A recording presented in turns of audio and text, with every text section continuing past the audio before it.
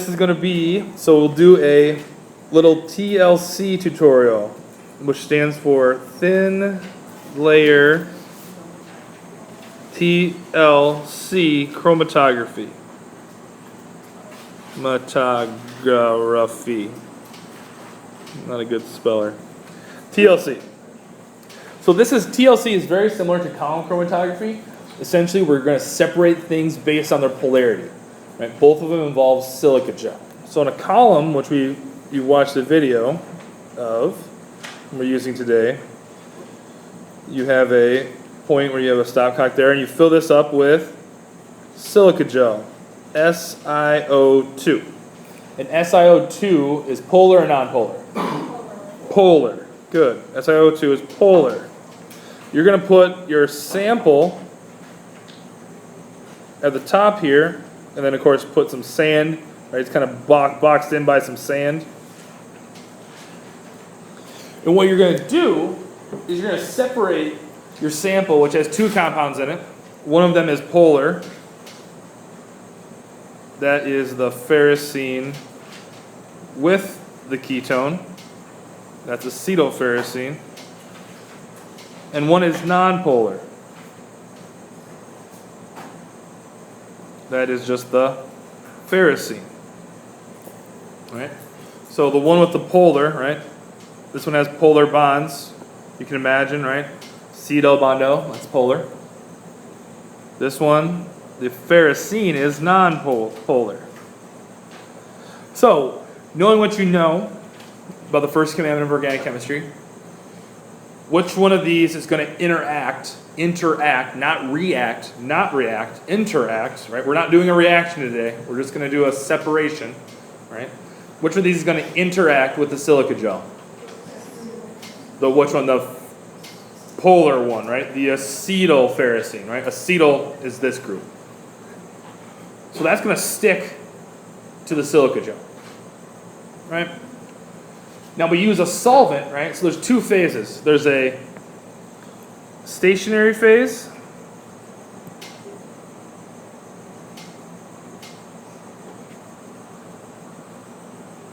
and there's a mobile phase. Guess which one's the stationary phase? The silica gel, the SiO2, right? It's not moving, it's staying there. But then what else do you guys do to this? So you put your sample on there and then you do what? What else do you add? You add some solvent, right? Guess what the solvent's going to be?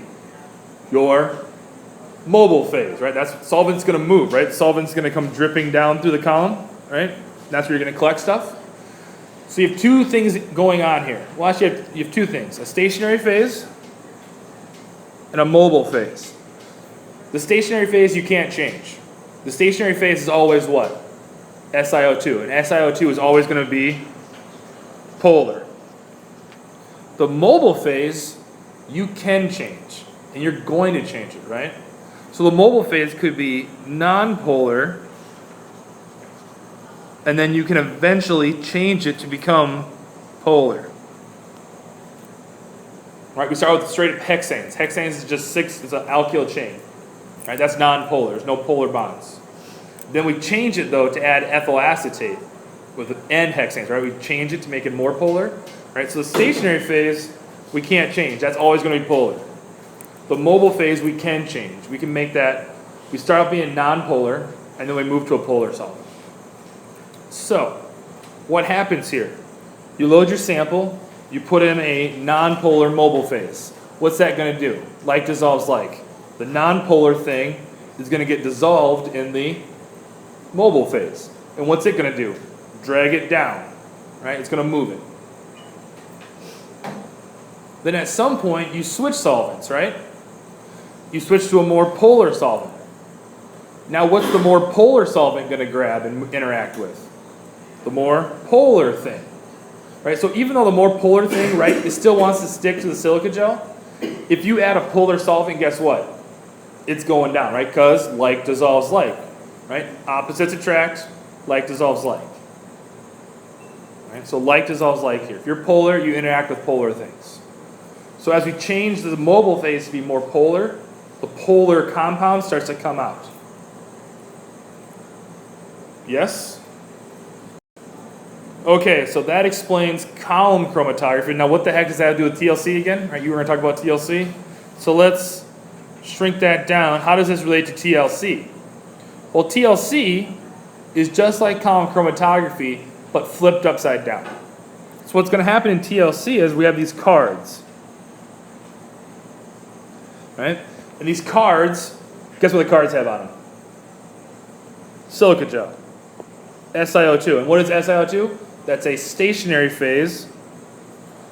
And is it polar or non-polar?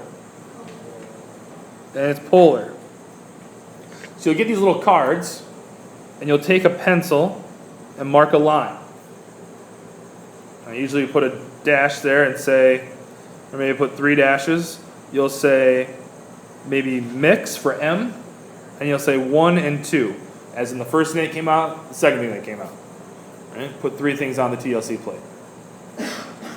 What you're going to do is we're going to have a pre-made mixture, so a little beaker will have a little vial with the mixture, the starting mixture, dissolved in a solvent. We're going to have that for you. You're going to take a little pipette, dip the pipette into here, and you're just going to get a little bit of capillary action, a little bit of liquid will come up, right? And you're going to take that and spot that onto the plate. Like put a little spot on the plate. Right, you don't need very much. Also, what you're going to do, you should have 2 Erlenmeyers, right? With 1, the first thing that came out, and 2 in them. You're going to take your pipette, you're going to clean it with some acetone first. Right? You're going to take your little spotter. We call these TLC spotters. It's just like a little glass pipette. Take a little glass, it's like a little glass pipette that you can hold. You put it in the liquid and it pulls up liquid. So you're going to take some acetone. We'll have another little thing with acetone in it. That's going to clean your pipette because we just did this whole work, right, to do what? To separate 1 and 2. So you want to make sure you clean your pipette because if your pipette's dirty, guess what? Now you just ruined your whole separation, right? So what we're doing here is going to see how well we separate things. So you're going to get a little bit of 1, spot it on the TLC plate. Clean it with the acetone, right? With the acetone that's in here. Get a little bit of 2, spot it on the plate, right? So this is effectively like loading our sample. Remember with the column chromatography, you had to add your sample to the top, right? That's essentially what we've done here. We've spotted this, which is like adding this to the top. Imagine your column flipped on its head, right? Now we're going up instead of working down. Okay? So the things are going to move up. So we spot the plates, and then we have these little things called TLC chambers. Little screw cap vials. There's a little bit of liquid in here. A little bit of liquid in here. We'll probably put in here the 50 ethyl acetate hexane mixture. And what you're going to do is you're going to place your plate, which you just spotted. You want to make sure your dash line is above the liquid. Make sure your dash line, or where you spotted things at, is above the liquid. Right? Make sure it's above the liquid. So when you put that in there, what's going to happen is the solvent is going to slowly pull the capillary action up the plate. So what's going to happen? Right? You should see a mixture here. If this is the mixture, you should see how many spots in the mixture? 2, right? 1 should be very high up, and 1 should be much lower. Which one's more nonpolar, the high up one or the lower one? Which one's which? Will the polar things move up faster or slower? Slower. Slower. So which one is the more polar one? Is the lower one or higher one? Lower one. Good. So this would be probably the polar one, and that'd be acetylferrocene. And this one should be the nonpolar ferrocene. So the first spot we get should have, right, it should have this, and then the second one should have this, right? Because we separated these 2 things out, right? You should have pure samples, hopefully, in 1 and 2. So the first one should be your nonpolar thing. Your second one should be your polar thing. Ferrocene, acetoferrocene. Yes? Good. So how do we communicate this to a general audience? Right? So let's take it one step back. Right? So again, we're looking at this. This liquid down here is what? The mobile phase or stationary phase? The liquid? The mobile phase, right? So it's just, everybody see how it's just like the column chromatography, except we've just flipped it on its head? Or you can think of column chromatography as just TLC upside down, but this is just column chromatography upside down. So instead of going down, molecules are going up. Instead of liquid going down, liquid's going up. But same ideas, right? The stationary phase is still here, that's still polar. The mobile phase, right, we can change. So how do we communicate this then? So the way we have to communicate this then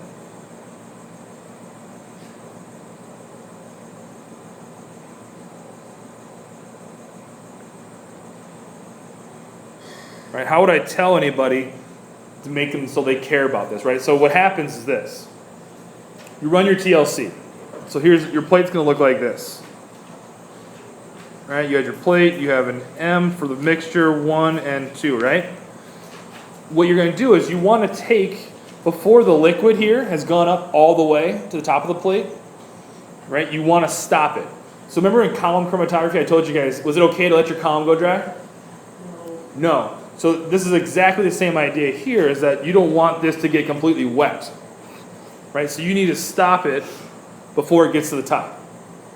So just like you don't want your column to get completely dry, in a TLC plate, you don't want the TLC card to get completely wet, right? So you got to stop it and mark where you stop it at. You'll see it right on the plate, right? So stop it before it gets to the top and put a little mark with a pencil where it's at. Now, so it should look like this, right? We have our, and this is easy because there'll be colors, right? And we said our solvent mixture was 50-50, right? If I ran this in a different solvent mixture, would I get different results? If I ran this in just hexanes, would it look just like this? No, why not? What would it look like if I ran it in just hexanes? Let's try that. So if I take this, if I make another TLC plate,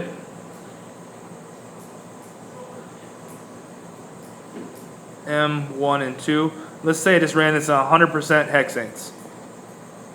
What would my TLC plate look like? And I marked it. What do you think it would look like? Where would the polar one be? The polar one would be at the top. The polar one wouldn't even move, right? There'd be a spot down here and a spot up here for the nonpolar thing, and still a spot here, but then for 2 there'd also be a spot down here, right? Because, right, hexanes is polar or nonpolar? Nonpolar.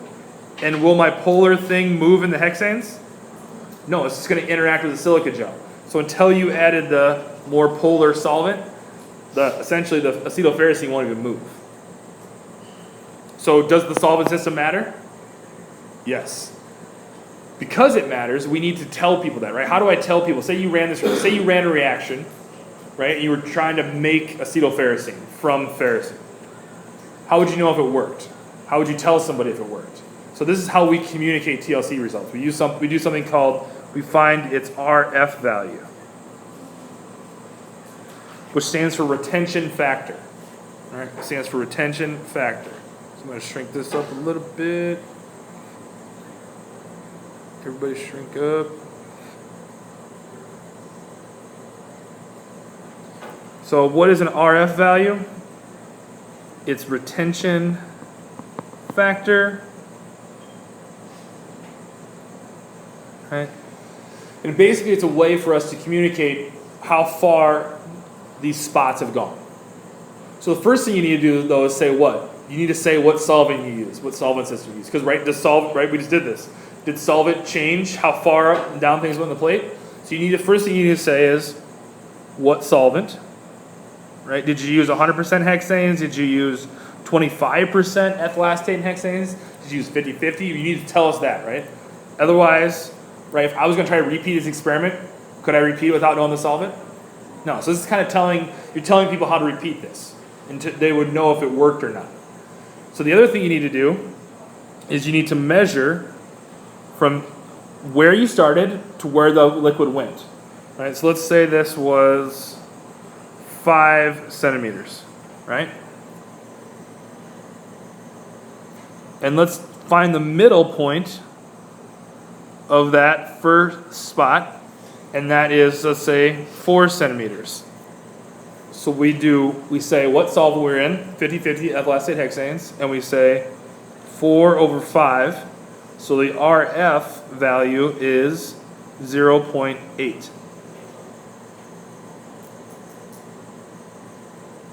And it's unitless, right? Because we took 4 centimeters over 5 centimeters.